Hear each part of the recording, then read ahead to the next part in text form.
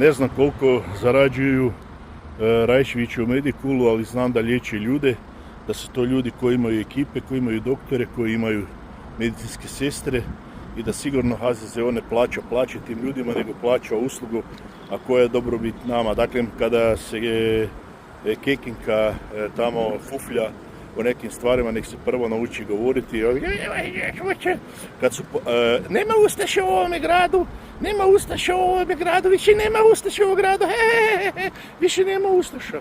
Dakle, ako ste polovili sve ustaše, ako ste tužili Thompsona, ako ste sve Hrvate izjebali u mozak, vrijeme je da počistite jebeno Borovje. Kužište, dođite barem u Borovje, počistite grad, bavite se onim poslom za koji ste izabrani, a to je prije svega komunalna djelatnost. A manite se ideologije pederloka i pedofilstva, dakle ustavnih normi, zakone, ali niste za to niti osposobljeni, niste sposobni, apsolutno čak niti za grad Zagreb niste sposobni da počistite. Evo, to vam je poruka iz grada Zagreba, ako mene pitate. Tu su brojevi kontejnera, jer vaši ovi, kak se zovu, članovi iz sekte Možemo pišu da to nisu slike iz Zagreba. Jesu, evo, tu su.